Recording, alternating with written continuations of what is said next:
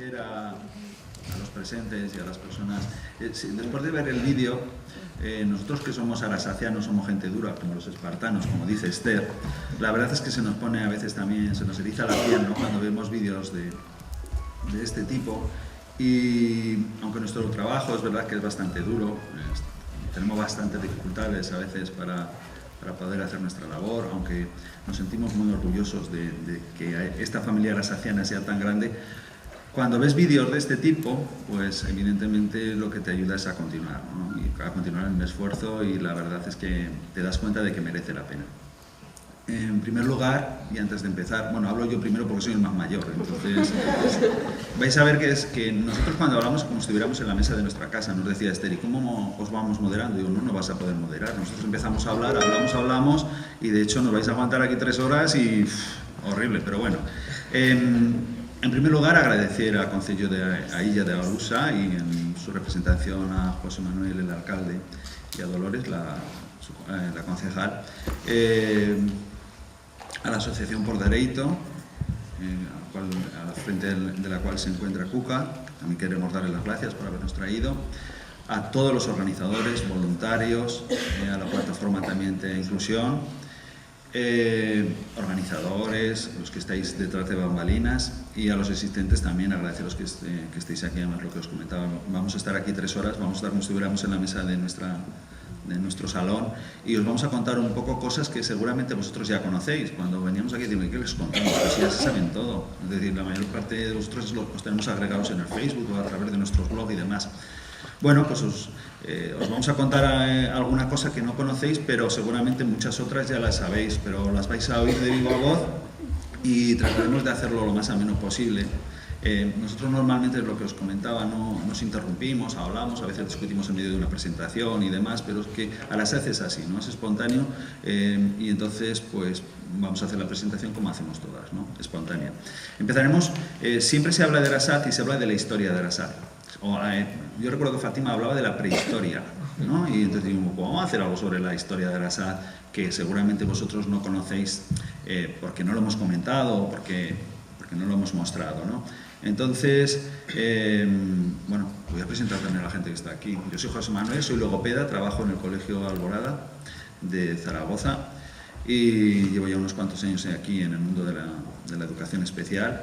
Y a mi derecha tenéis a David, que es asesor del CATEDU y es el coordinador de todo el proyecto de Arasat, es el jefe. Podemos decir que es el jefe, manda mucho.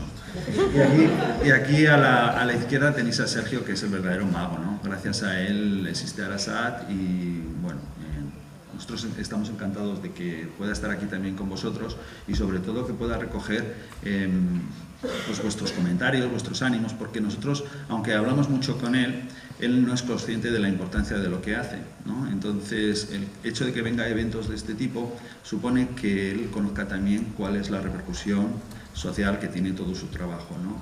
Entonces, es importante, y agradecemos también a la organización que haya podido venir con nosotros. Empezamos directamente, ¿vale? Que me enrollo mucho, eso hablamos y ya veréis. Bueno, pues esta es la historia de Arasat. Vamos a empezar contándoos que... Pasa. Desde hace varios años, el colegio en el que yo trabajo, que es, como os comentaba, es el Colegio Público de Educación Especial Alborada, trabaja en proyectos de cooperación con el Centro Politécnico Superior de la Universidad de Zaragoza. El Centro Politécnico Superior es la Escuela de los Ingenieros, que la tenemos muy cerca, geográficamente estamos casi al lado, y entonces pues siempre les hemos ido persiguiendo para trabajar en proyectos, sobre todo para niños y niñas muy concretos, que teníamos una problemática especial porque no encontrábamos en el mercado ni el software ni las ayudas técnicas necesarias para poder trabajar con ellos, dadas sus características. A través de este marco de colaboración surgieron una serie de herramientas.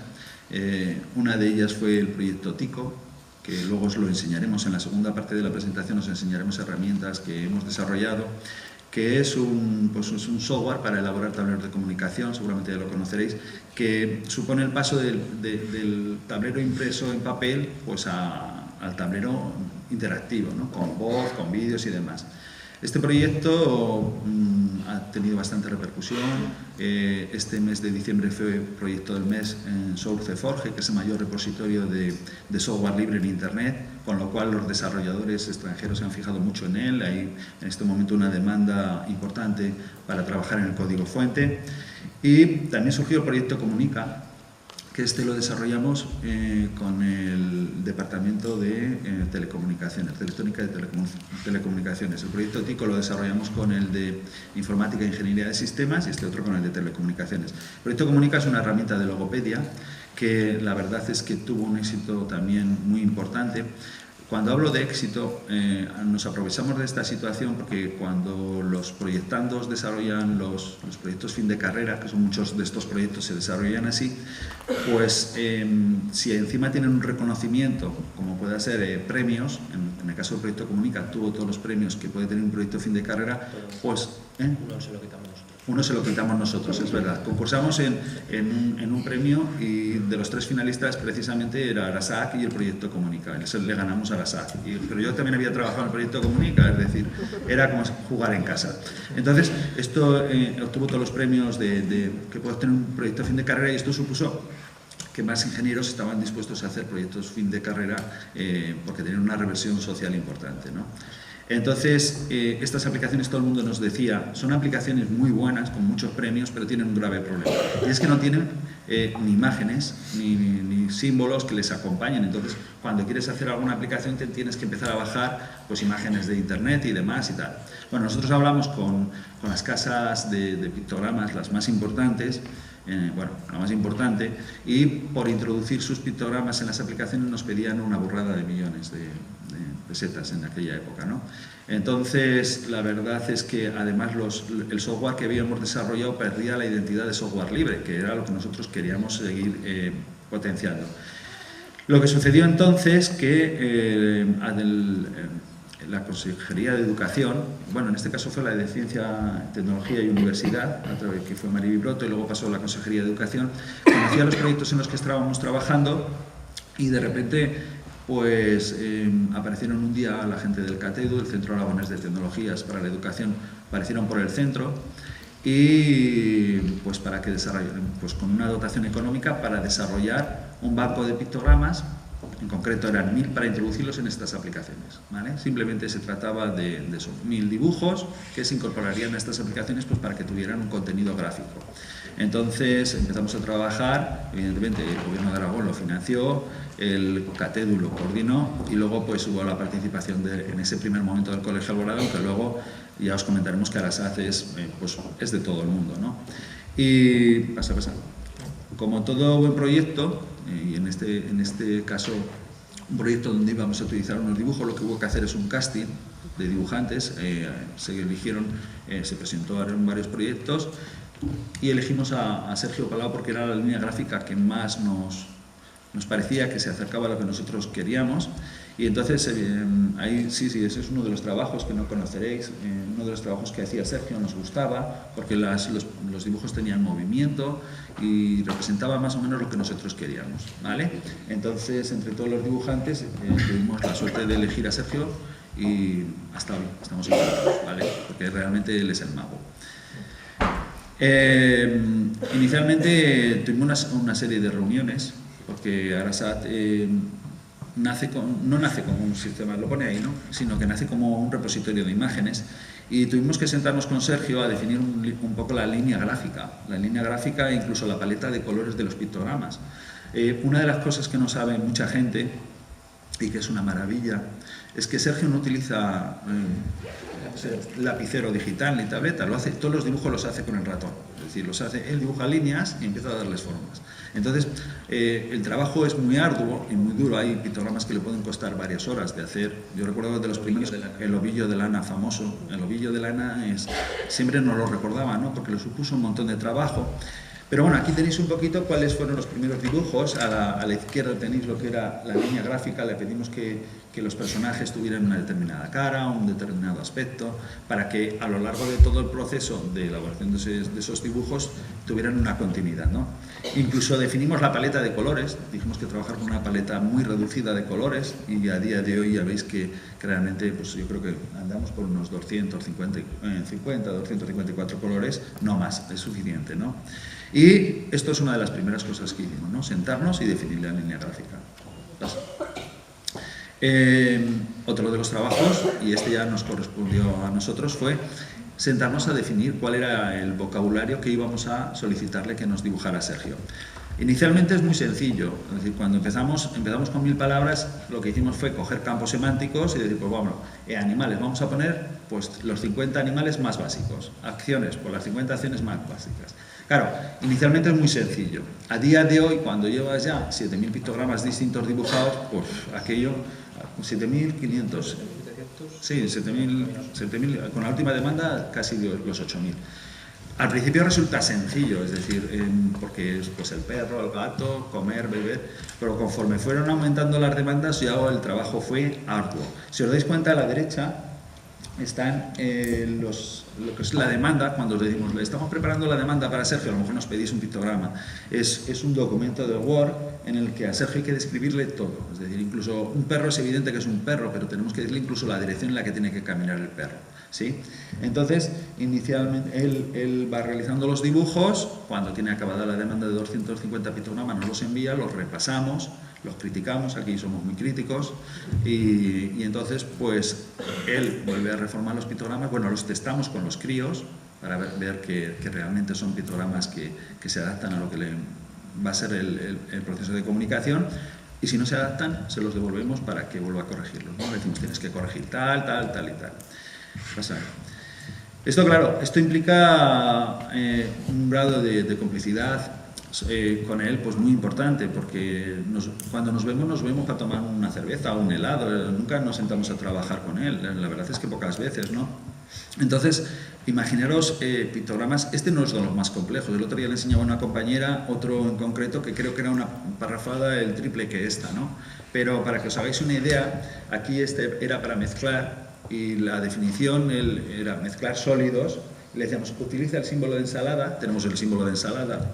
Reduce la altura del bol a la altura de un plato. Si os dais cuenta, nuestra ensalada es más alta. Aquí le estamos diciendo que lo reduzca para que quepa en el recuadro. Esto no lo vamos imaginando nosotros, ¿eh? O sea, él dibuja, pero la imaginación la ponemos también nosotros, ¿no? Se ven dos manos con una cuchara grande y un tenedor grande, y este hundido en la cuchara, en la ensalada, solo se ve el palo. Si vais viendo, al leer, realmente va sucediendo esto, ¿no? La cuchara se ve fuera y se caen unos trocitos de algo de ella. Bueno, le he puesto ahí como unos trocitos de champiñón o algo, ¿no? Para dar la sensación de mezclar, utiliza una flecha gruesa que empieza y termina a las 12 en punto y colocarla en el centro del dibujo. Esto, con muchos pictogramas, hay que definirlo así. Es decir, claro, él no sabe lo que queremos. Y imaginaos cuando él nos manda el dibujo y le decimos que esto no era, ¿no? A veces hacemos nosotros también así en el Paint Pro, en el Photoshop, hacemos el dibujito para que él se oriente, ¿no? Pero esto sería un poco como es el proceso de envío de una demanda. Entonces, ¿qué sucede? Pues que a veces vienen pictogramas como estos que tenéis debajo, ¿no? Que hemos probado con los niños. Yo recuerdo cuando estaba con esta tortilla de patata tan apetitosa y enseñábamos la que está a la izquierda, me decían bizcocho, pastel, pizza, todo menos tortilla de patata, ¿no? Entonces, claro, digamos, es que, bueno, algo le falta. Lo que le faltaba era el huevo y la patata, ¿no? Pues hay que reenviárselo y decir, mira, hay que dibujar al lado un huevo y una patata, porque así no falla, es decir, automáticamente ya pasó a ser tortilla de patata. Si os dais cuenta, a la derecha hay dibujos que, a pesar del estilo y que están muy bien realizados, no están colgados en Arasat, ¿no? Por ejemplo, esa zanahoria. Pues porque los críos no detectaban que eso fuera una zanahoria, y sin embargo realmente está dibujado, es una zanahoria de las más corrientes y habituales, ¿no? Hubo que variarla. La segunda es una marioneta. Si os dais cuenta, los que conocéis Arasat tenemos otro tipo de marioneta. Pues esto decían todo menos marioneta, porque no se veía al personaje que lo lleva, no se veía la mano. El otro era la pulsera, pues decían de todo menos pulsera. ¿Vale? Ahora sí que lo tenemos como brazalete, dijimos, vamos a aprovecharlo que es un brazalete. Ese banco, por ejemplo, era un banco, no se lo describimos bien, y dibujó un banco de madera, pero necesitamos un banco de estos verdes que hay en los parques habitualmente. Ese de rasgar, pues no se ve claramente las manos, pues decimos, fuera, quita al niño, pon solo manos y que se vea las manos rasgando papel para que realmente lo que se vea la acción. Y ese gato con botas, que está muy bien dibujado, le dijimos, es que se parece mucho al de la película. Entonces, claro, no podemos dibujar dibujos que tengan un copyright, ¿no? Entonces, hay muchísimos dibujos que duermen el sueño de los justos, están ahí, y la verdad es que es una pena, pero es así, ¿no? El proceso de testaje es muy, muy complejo y si ese pictograma no se entiende, no se entiende. ¿Veis? Estos son nuestros duros testadores, pues a través de tableros de comunicación. Luego hablaremos de alguno de los programas que hay aquí, ¿vale? Entonces, poco a poco lo que fue sucediendo conforme se fue incrementando el número de pictogramas es que Arasat tuvo su propia idiosincrasia. Hubo que ir haciendo pictogramas, pues claro, dibujar 1000 y pues sí, pero claro, ya la gente nos decía, oye, ¿y los plurales? Y necesitamos esquemáticos y necesitamos... Entonces, si os dais cuenta, no me voy a enrollar mucho en esta diapositiva, pero sí que podéis ir observando que tuvimos que ir tomando decisiones, por ejemplo, en cuanto a los plurales. Los plurales, habitualmente lo que se utiliza es el símbolo más en casi todos los países y en casi todas las lenguas el símbolo más es conocido y es el símbolo de pluralidad. Aquí le añadimos la S, pues por el tema del castellano, por el tema del aragonés, que dijimos, pues también aquí en Zaragoza añadimos la S, y en Francia, y en Inglaterra y tal, pues añadimos la S, ¿no? Entonces, por hacerlo un poco también distinto. Empezamos a hacer pictogramas esquemáticos, hicimos identificadores para determinados pictogramas, por ejemplo, para las medicinas les poníamos la cruz roja. Evidentemente, si solo pones el bote de alcohol, puede confundirse con un bote o sea, lo que te van a decir es algo de beber, ¿no? Porque él no entiende lo de los 90 grados, no lo va a entender seguramente. Entonces, ese tipo de identificativos, igual que los dolores, igual que los conceptos abstractos rodeados con nubes, fueron aspectos que se fueron añadiendo a los pictogramas para que fueran adoptando sus propias características y su propia idiosincrasia. Las habitaciones están recuadradas en un marco, para diferenciarlas. En las tiendas, pues hicimos unos toldos pues, típicos de tienda, pero también nos planteamos hacer tiendas esquemáticas. Como vais viendo, es todo un poco igual que los edificios y demás, pues irle dando su propia personalidad al sistema, ¿no? A día de hoy, a día de hoy, bueno, esto está elaborado con Arabor. A día de hoy, pues nos tuvimos que plantear muchos retos, como es el tema, pues por ejemplo, de todas las palabras que no tienen significado, ¿no? Nosotros tenemos nuestra propia, ¿cómo se llama? Enciclopedia de la Real Academia Arasatiana de la Lengua. Tenemos una enciclopedia que solo la tenemos visible nosotros, ¿no? Y entonces, pues tuvimos que a las palabras que no tienen significado dibujarlas también, porque había gente que nos decía, oye, podemos utilizar el texto para una preposición, pero también nos interesa que haya un picto para que el niño se dé cuenta que hay algo ahí, ¿no?